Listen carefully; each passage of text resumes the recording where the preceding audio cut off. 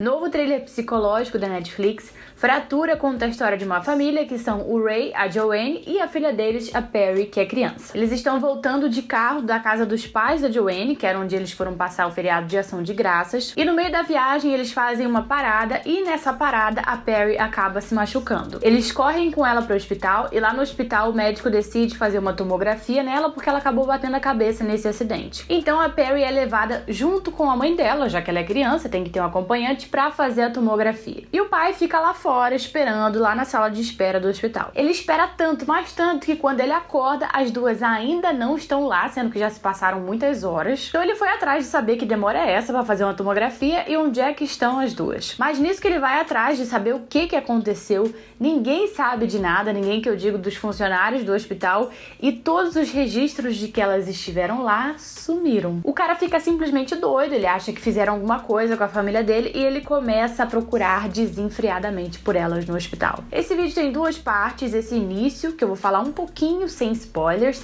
então se você ainda não assistiu, fica tranquilo, porque quando começar a ter spoilers, eu vou avisar aqui. A primeira coisa a se dizer, caso você não tenha visto o trailer de Fratura é: não veja o trailer de Fratura.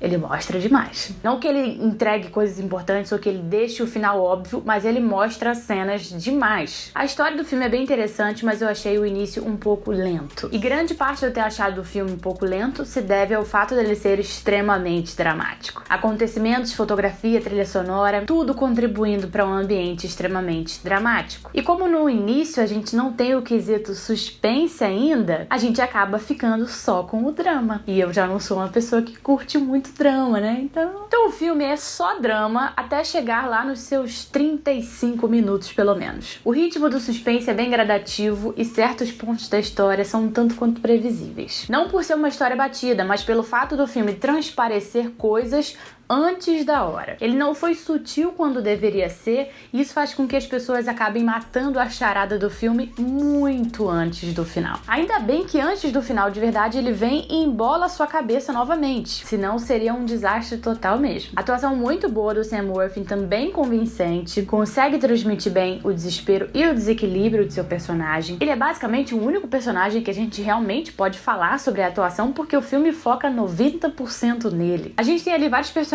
médicos, enfermeiros, policiais, etc. Mas o filme não dá destaque pra ninguém, só pro Ray. Aquelas pessoas estão ali com o único intuito de criar uma atmosfera de dúvida. Com relação à complexidade da história, da resolução, nada demais. Não é um filme que vai te deixar confuso ou que você vai terminar sem entender nada. Tudo que aconteceu ali é bem explicadinho pra você, bem mastigado no final, e nada fica em aberto. Inclusive o final é o que deu uma salvada no filme pra mim. O final e as últimas cenas, porque até então eu não tava muito empolgada não. Chegou a parte dos spoilers, então se você ainda não assistiu o filme, pode parar por aqui. É sério, se você assistir essa segunda parte do vídeo, o filme vai perder toda a graça pra você. Eu avisei, hein? O papel de Fratura era nos fazer questionar aquela realidade, nos fazer ficar em dúvida se as duas estiveram realmente no hospital ou não. E ele cumpre sim com esse papel, mas ele começa a cumprir com o papel cedo demais, antes da hora mesmo. E por que eu digo isso? Logo ali, quando a Perry cai, lá no começo do filme, a Joanne começa a se desesperar porque viu a filha morta, e do nada ela fica tranquilinha porque a filha do nada acordou. Logo ali, eu já percebi que tava tudo dentro da cabeça do Ray. Eu assisti o filme junto com meu namorado e a gente assistiu comentando, porque ele sabia que eu ia fazer crítica. E nesse exato momento eu virei pra ele e falei: pronto, a partir daí tá tudo dentro da cabeça dele, é muito nítido. E ele concordou comigo na hora. Não ficou nada sutil essa transição de quando é realidade e quando passa a não ser. A gente consegue perceber claramente em que momento aquilo ali deixou de ser 100% real. E esse foi o grande erro do filme pra mim. Aquele ali, o momento em que a Perry caiu, aquele momento era pra ser sutil. Não era pra gente questionar naquela hora se a Perry morreu de verdade ou não. Não era pra ter questionamento ali. O questionamento tinha que começar depois, no momento em que ele estava no hospital e as pessoas começam a falar pra ele que não sabem nada da esposa dele nem da filha. Ali é que era pra gente começar a questionar se elas realmente foram pro hospital ou não. Dessa forma, o filme teria muito mais reviravoltas e muito mais surpresas. Então eu passei o filme inteiro, desde o momento em que a Perry caiu, pensando que tudo aquilo que estava acontecendo era coisa da cabeça do Ray. E eu estava certa, né? Eu tenho certeza que isso aconteceu com muita gente também, porque como eu falei, não foi nada sutil, gente. O filme dava sinais o tempo todo que aquilo não era real, o tempo todo. Não pode ser assim. A gente não pode passar o filme inteiro questionando a realidade do negócio. A gente tem que questionar na hora certa. Senão não tem surpresa nenhuma, né? Só foi mais pro final, naquele momento em que ele viu o cachorro, ele lá no buraco e viu o cachorro.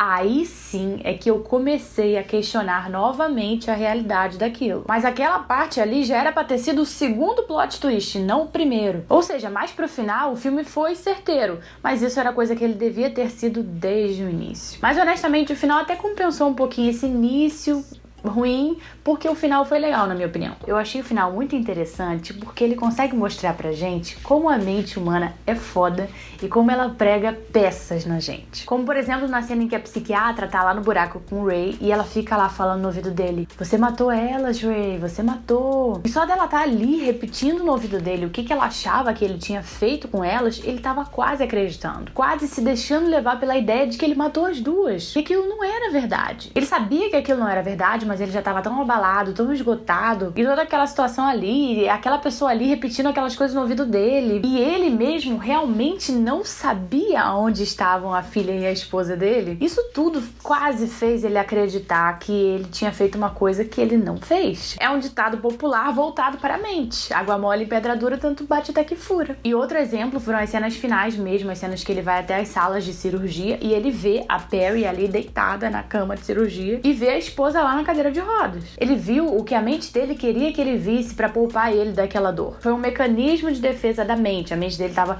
procurando alguma coisa que tenha acontecido com elas que não fizesse ele perceber o que realmente aconteceu. É o mecanismo de defesa. Isso é muito interessante, isso me lembrou muito Bates Motel. Quem aí já assistiu a série Bates Motel ou é familiarizado com a história de Psicose vai entender do que eu tô falando. A mente do Norman, que é o personagem principal de Bates Motel e de Psicose, não deixa ele enxergar as coisas que ele mesmo fez para protegê-lo. Na verdade, o caso do Norman é muito pior do que esse caso de fratura, porque o Norman desenvolveu uma segunda personalidade, a mente dele desenvolveu uma segunda personalidade para proteger ele das coisas. Mas enfim, eu não pude deixar de mencionar isso aqui porque é impossível falar de mentes perturbadas com mecanismos de defesa e não lembrar de Norman Bates. Mas voltando a falar de fratura, legal que mesmo ali com os médicos dizendo para ele: Ray, você não tá vendo as coisas com clareza, ainda assim naquele momento a gente torce pelo Ray e não questiona aquela realidade. Isso por quê? Porque a gente tá vendo tudo do ângulo dele, da perspectiva dele. É como se a gente estivesse enxergando dentro da cabeça dele. E ele tava vendo a filha dele na mesa de cirurgia, logo a gente também tava vendo a filha dele na mesa de cirurgia, então por que questionar? Daí em seguida vem aquele plot twist lindo. Gente, foi sinistro demais ver aquele menino aleatório com a barriga aberta, morrendo ali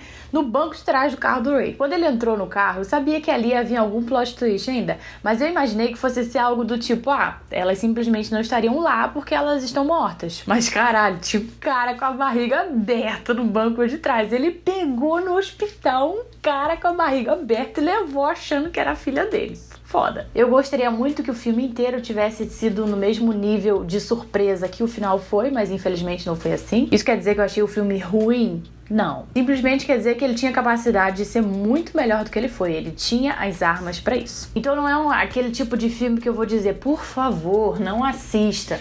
Mas não entra pra minha lista de recomendações, sabe? Mas enfim, fazer o quê? Me conta aqui nos comentários se você também matou aí parte da charada no momento em que a Perry caiu no buraco, ou se você já matou a charada inteira, vamos conversar. E me conta também se você gostou do filme ou não. Pode se inscrever aqui no canal se você ainda não for inscrito, que se você gosta de filmes de terror e de suspense, você está no lugar certo, tá? Beijinhos e até a próxima.